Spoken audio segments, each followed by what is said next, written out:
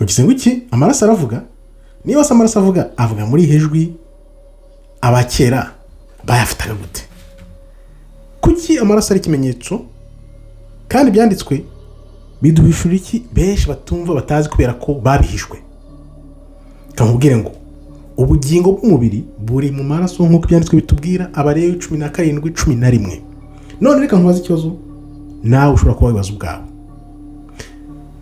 Ese wari uzi ko amaraso atari ubuzima gusa cyangwa urupfu? Iyo tubwiye amaraso twumva ubuzima cyangwa urupfu nta kibi twumva, ahubwo amaraso nayo bubasha, amaraso ni isezerano, ni irangamuntu rya muntu nyirizina, atari mu mvugo gusa ahubwo no mu kuri no mu ngiro. Ariyo mpamvu bumva bavuga bati ntuzamena amaraso, amaraso asesekaye ntayorwa, amaraso arasama n'ibindi nk'ibyo byose. Tubisobanukirwe rero impamvu y'amaraso ko ari ikimenyetso gikomeye cyane haba no ku Mana ko byanditswe mu bitabo, kandi dusobanukirwe ibitambo batanga kera, agakiza n'ububasha byose bihuriye n'amaraso. Gumana nanjye rero hano nzibigusobanure neza, iza akaba zanyigisho tugenda twinjiramo twahishwe, ariko Imana ikaba yaravuze igihe nk'iki ko bizaza ku mugaragaro. Amaraso rero mu by'ukuri asobanura iki? Kera byari bimeze gute? Kuki twabishwe abakera bayifata gute? Kuki bifite akamaro kumenya ikimenyetso amaraso ahagarara icyo avuze n'iki? Tuzi ko amaraso ari hose mu byanditswe, kuva kuri Abeli kugeza ku munsi ubita wa Pasika, kuva ku gicaniro kugeza ku musaraba, kuva ku masezerano kugeza no kubabarirwa, byose amaraso abarimo amaraso. Ariyo mpamvu amaraso ntabwo upfa kuyakinisha. Benshi rero babwirwa ibintu bike cyane bakabinyura hejuru, ubundi bakigendera ngo amaraso ni ubuzima no kubabarira bigahita birangiriraho. Ariko ibyo ntabwo bihagije. Reka turebe amaraso ntabwo ari ay'umubiri gusa. Kuki Imana yavuze ngo kuko ubugingo bwawe buri mu maraso, nk'uko nabikubwiye muri 17:11. Si umubiri, si inyama, si amaraso. Bitwereka ko amaraso ari ikintu gikomeye cyane imbere y'Imana. Niyo karango kawe, niyo uburenganzira bwawe burimo, nibwo buhamya bwawe. Amaraso buri gihe iyo bagiye gukora n'ibintu byose, amaraso aba ari ingenzi akenewe. Reba icyo nakwereka rero gihindura imyumvire yawe ku maraso muri Bibiliya batakubwira cyangwa tutasomye, utajya wumva mu bitabo hirya no hino, impamvu amaraso ategeze asobanukirwa ngo abantu basobanukirwe neza icyo amaraso amenyesheje. Reka rero twumve ko abantu ba kera bafataga amaraso babigenza gute. Kuva kera cyane amaraso yaravugaga, baravuga ngo amaraso yaravugaga. Ijwi ry'amaraso ya murumuna wawe riranakira riturutse ku butaka. Aho ngaho ni mu Itangiriro 4:10. Ijwi ry'amaraso y'Abeli ryatakiraga Uwiteka kubera agahini wamwinengeje. Amaraso aravuga. Mu mico ya kera Abaheburayo, Abanyegiputa, Abanyamesopotamiya, amaraso ntago bayafata nk'ikintu gisanzwe. Amaraso yasobanuraga isezerano, ububasha, inkomoko ya muntu n'ubuhamya.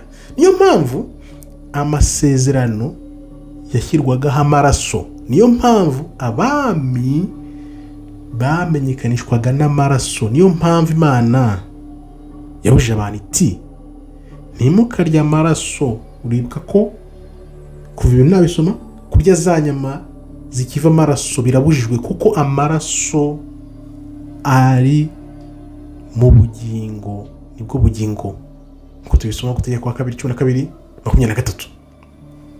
Uramenye ntukarye inyama zikirimo amaraso, ziva amaraso, kuko ubugingo buri mu maraso. Ntabwo ari uko amaraso yari umwanda, ahubwo nuko amaraso ari agaciro, afite ububasha bukomeye cyane abantu batabwiriwe. Kunywa amaraso rero byari nko kwitira uburenganzira ku buzima ubwo ari bwo bwose, ukumva ko ufite uburenganzira bw'ubu buzima. Ikintu Imana yonyine yemerewe, nta wundi muntu ushobora kucyemererwa. Dore icyo benshi batabona rero, byinshi abantu batabona, reka nzi mbigusobanurire aho abantu bayobera. Tega amatwi uze wumve ahantu uko ibintu bimeze nuko byari bigenze. Niba amaraso avuga, ijwi avuga ni iryande, avuga muri hejwe amaraso nimba avuga. Aha rero ni inyigisho nyinshi zihagararira, kandi ahubwo niho ukuri gutangirira, kuko Bibiliya ntivuga ko amaraso ariyo mbaraga ubwawe, ahubwo ivuga ko amaraso ahagarariye ibintu birenze cyane, kandi aha niho urufunguzo rwo kugira ngo tumenye ikimenyetso n'akamaro k'amaraso turuburira, urufunguzo rukaduca mu myanya y'intoki. Kubera iki? Umva neza uyu murongo kamugusomere. Nayabahaye ku gicaniro ngo abakorere impongano, ayo ni amaraso yaduhere ku gicaniro kugira ngo atubere impongano. Babarewe 14:11. Reba ayo magambo nawe, nayabahaye. Uwiteka aravuga ngo ayo maraso nayabahaye ngo ababere ingororano n'impongano. None twibaza iki kibazo: niba amaraso yaratanzwe n'Imana nk'ikimenyetso, bivuze ko amaraso ntabwo ariyo mbaraga, ahubwo imbaraga ziri mu bubasha bw'icyo kimenyetso gihagarariye. Aha rero niyo inyigisho nyinshi zihagararira, kandi ariho twagombye kumenya ukuri iki kimenyetso amaraso amenyesha ahagarariye. Tubirebe rero, ibyo bikurikiyeho turebe ukuntu amaraso ari ikimenyetso gikomeye cyane.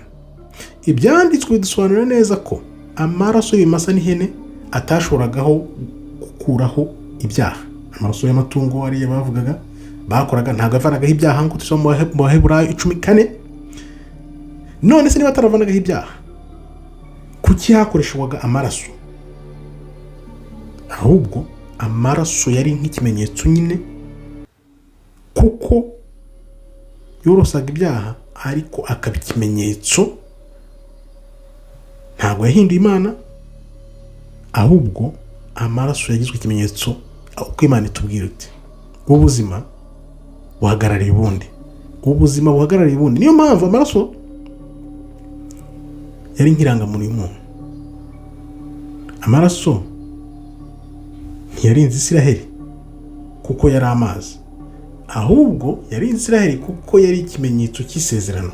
Kuriya Imana yavuze ati bamarayika nimugende mushyire amaraso kuri izi nzu z'Abisiraheli, umumarayika w'urupfu nahagera aharenge. Byari isezerano. Niyo mpamvu amaraso y'inyamaswa atigeze akuraho ibyaha, ahubwo yapfukiranye ibyaha, ntiyabikuyeho. Inyamaswa ntishobora guhagararira uburenganzira bwa muntu, ariyo mpamvu umuntu aza mbere y'izo nyamaswa. Katurera amaraso ya Kristo. Iyo bigeze ku maraso ya Kristo byo tubifata gute, bimeze gute? Aha ni inyigisho za Kristo zimwe na zimwe zica ibintu hejuru gusa, ntizivuge neza uko ibintu bimeze. Amaraso ya Kristo yari akomeye kuko yamenetse mu buryo bukomeye. Yari akomeye kubera uwo Kristo yari we, umuntu utari ufite icyaha kandi wari ufite ububasha bukomeye. Niyo mpamvu Bibiliya ivuga iti yinjiye rimwe gusa abigira n'amaraso ye bwite. Abaheburayo 9:12. Ntabwo ari amaraso y'inyamaswa, ntabwo ari amaraso y'abandi bantu, amaraso ye ubwe Kristo. Ariko nanone umenye ko Imana ntabwo yari ikeneye amaraso, ariko uburenganzira bwagombaga kwimurwa mu buryo bwemewe. Ariyo mpamvu amaraso yabaye ubuhamya bwemewe. Hari amaraso ya Kristo yabaye ubuhamya bwo kuduhamiriza ubuhamya bwemewe, kuko Imana yo ntabwo yari ikeneye amaraso, ahubwo byabaye ikimenyetso cyatumye byemerwa. Reka turebe impamvu bifite akamaro uyu munsi. Ni ukubera iki bifite akamaro uyu munsi? Bibiliya ivuga neza iti bamutsinze kubw'amaraso y'umwana w'intama n'ijambo ry'ubuhamwa bwabo. Ibyahishuwe 12:11. Reba ihuriro aho bihurira: amaraso kongeraho ubuhamya. Amaraso n'ubuhamya, kuko amaraso asubiza ibibazo. Ese niyo mpamvu imigenzo mibi yigana amaraso? Uzareba abantu bose bakoresha amaraso n'imigenzo mibi. Yes, amatsinda, abapfumu, abaki bose bakoresha amaraso. Imigenzo y'abayobye bose bakoresha amaraso. Kubera iki? Kubera ko baba bashaka kwigana Uwiteka. Amaraso ahubwo ni ikimenyetso kimeze nk'irango y'umuntu, atari kuvuga ngo bigutera ubwoba cyangwa se wumve nawe wajya muri ibyo bintu by'abapfumu n'ibindi bintu bikoresha amaraso mu buryo butemewe. Katurebe rero sobanukirwa. Kristo yaravuze ati iki gikombe ni isezerano rishya mu maraso yanjye, nk'uko tubisoma muri Luka 22:20. Amaraso ntago ari ay'urugomo, ntago ari ay'ubugome, ntago ari ayo kugaburira Imana, ahubwo ni amaraso y'isezerano ahagararira muntu gusubizwa akarango ka muntu nyako. Iyo ibintu umaze kubyumva rero, Bibiliya cyangwa ijambo ry'Imana birekera kuba nk'umuco wa kera, ahubwo bikagaragara nk'ukuri gusobanutse neza, ukumva ikibazo uko giteye, impamvu bashaka amaraso yari ahagarariye kugira ngo abe ikimenyetso, isezerano, kuduhagararira kugira ngo dusubizwemo bwabo umuntu twatswe kera na kare. Aha rero naho byose bisobanukirwa, ntago ari ubupfumu, ntago ari iby'urugomo, ni ibisobanuro bifite ubusobanuro buhambaye imbere y'amaso y'Uwiteka, kuko Uwiteka nawe ntago arakena amaraso, ahubwo cyari ikimenyetso kiduhagarara, kidusubiza mu busabane, nko kuba ubuhamya n'isezerano twagiranye n'Uwiteka. Ayo maraso rero niyo mpamvu Kristo yayamennye, kandi numara kumenya neza ntushobora kongera kubyirengagiza, kuko uramenya agaciro k'amaraso. Ariyo mpamvu umuntu umena amaraso y'undi muntu abakoze ikintu kibi cyane. Katurebe rero, nawe twabanye umaze kumva akamaro k'amaraso ya Kristo, wumva bisobanura kuborerwa gusa, cyangwa ahubwo bisobanura ibintu birenze, bigusubiza mu busabane n'Imana, biba irangamuntu yawe kuranga kugira ngo igusubize kuwo Imana yaremye wari we, atari kujya mu bupfumu, mu rugomo, cyangwa se kuvusha amaraso, ahubwo kugira ngo ugire isezerano riguhagararira, usubizwe kwa kuba umuntu wamye ufite kera na kare, atari imigenzo imwe yigana amaraso, atari ibyari by'ubupfumu, atari imigenzo y'amayobera, ariko amaraso akagendana n'ubuhamya bwawe, kugira ngo Uwiteka akwishimire nk'uko yishimiye umwana we ari we Kristo wadupfiriye ku musaraba, akamena ayo maraso kugira ngo rya sezerano twasinyanye n'Imana kera na kare, nubwo Imana yaturemeye muri yo kandi tukaba turi muri yo, bibe ububasha n'inkomoko yo kutubera ubuhamya, bwa buhamya bw'ibihe byose, kubera ko ya maraso y'umwami Kristo yatumenekeye yabaye ikimenyetso nka kashe Imana yateyeho, kugira ngo noneho twongere twemerwe nk'uko Imana yamye bishaka kera na kare. Amaraso rero akaba ari agaciro. Umuntu uvusha amaraso ajya amenya ko amaraso burya bigera imbere y'Uwiteka, amaraso y'uwo muntu akabaza ati Mana uzamporera ryari? Kandi ujye umenya ko burya igihugu kimenetsemo amaraso kugira ngo cyezwe kigomba kumenamo andi maraso.